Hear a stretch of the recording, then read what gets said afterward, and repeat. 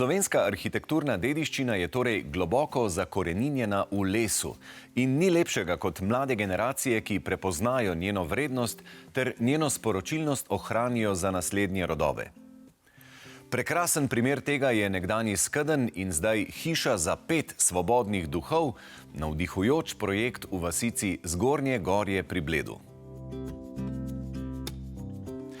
Točno od leta 1900 na tem mestu stoji tale Skedenj, ki navzven ohranja svoj prvotni videz, ampak presenečeni boste, kako razgiban, srčen in topel dom se skriva v njegovi notranjosti. Urša in Boštjan, živjo, vidva sta lastnika tega čudovitega, prenovljenega doma. In Boštjan, vi ste tukaj, ko je bil to še Skedenj, preživljali že otroške dni, a ne? Kakšni so ti spomini? Ja, ti spomini so čudoviti. Tukaj v bistvu smo v mojem otroštvu hodili pomagati mojim starim staršem.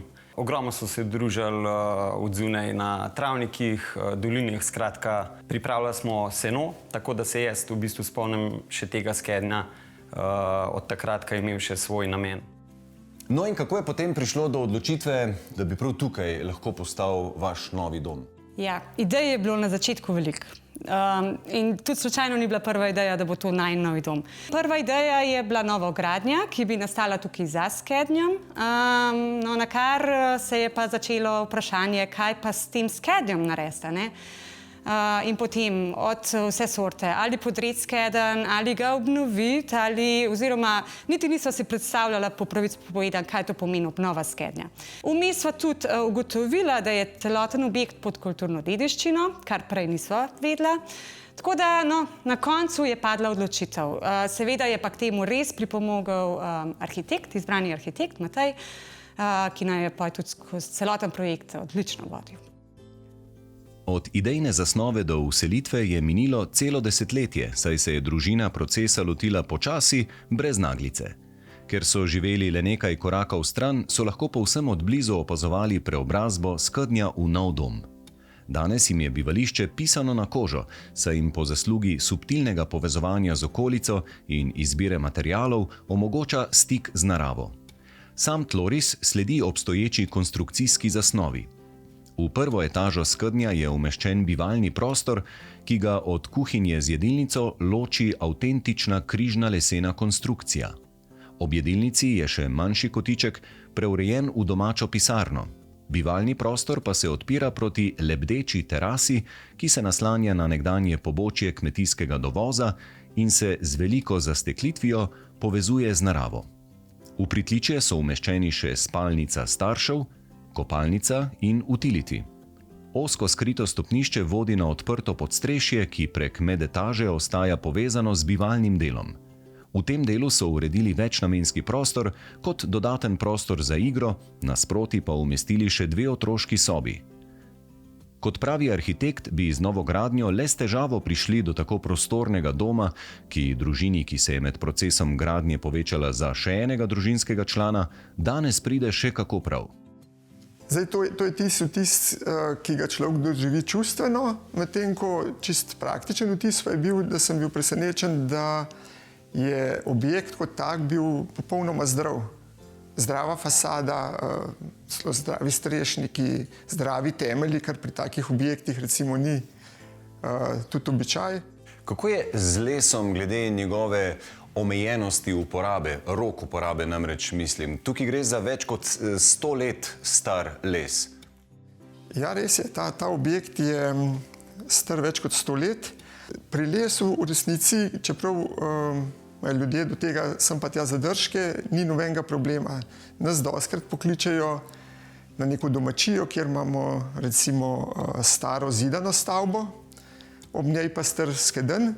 Običajno je tako, da si to staro zidano stavbo nimamo kaj pomagati. Je premajhna, ponavadi je notri vlaga, če bi jo izolirali od zunaj, bi izgubili tiste proporce, ki jo determinirajo.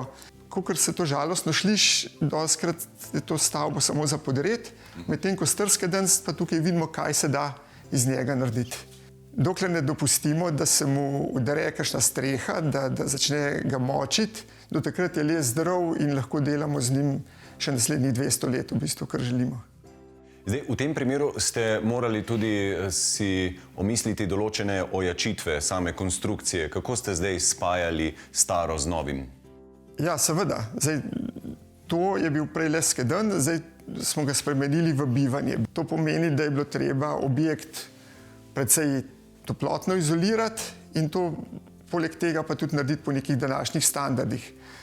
Največjo spremembo je doživela streha sama, ki je prej dejansko morala nositi samo strešnike, zdaj pa je tam notri 30 cm izolacije.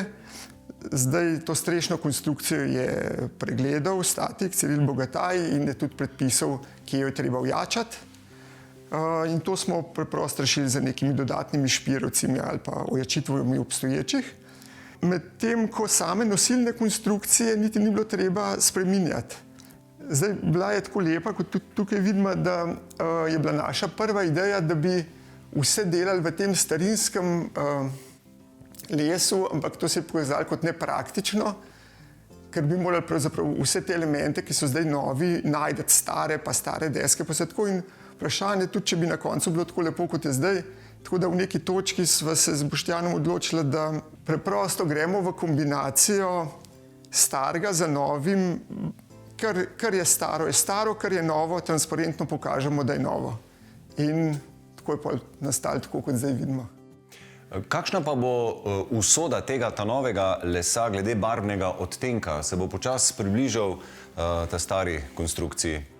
To gre za smrekov paž in prva sprememba bo, da bo rahlo rumenel skozi leta. Zdaj, da bo pa prišel do te žlahtne, rjavkasto, sivo, rumene patine, bo pa pretekle še kar nekaj časa.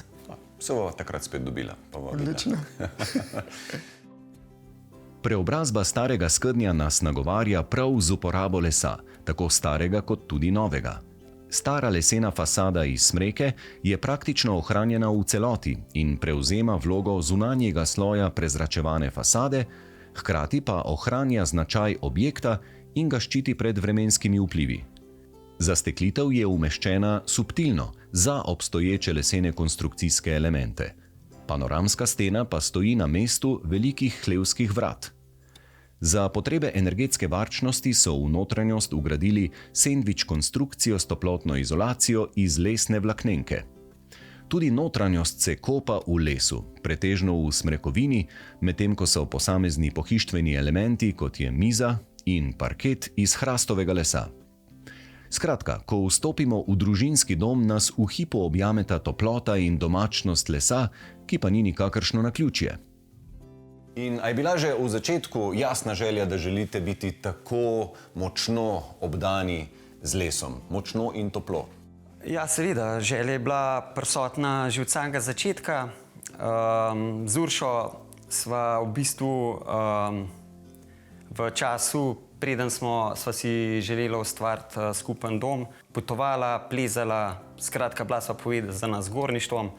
Od takrat, ko smo v bistvu hodili v hribe, bili veliko tudi na mrznem, hladnem, smo si tako lepo kdaj prvošali po vzponih kakšno luštno visokogorsko kočko. In pač od tam je ostal vtis, ta top vtis toplina. Niti se nisva predstavljala, da bi bilo tukaj kaj drugega v najmu stanovanju kot les. A vam je kdaj kdo oporekal, češ preveč bo lesa, preveč bo enovito, monotono? Ne, pomislekov na začetku je bilo res veliko. No.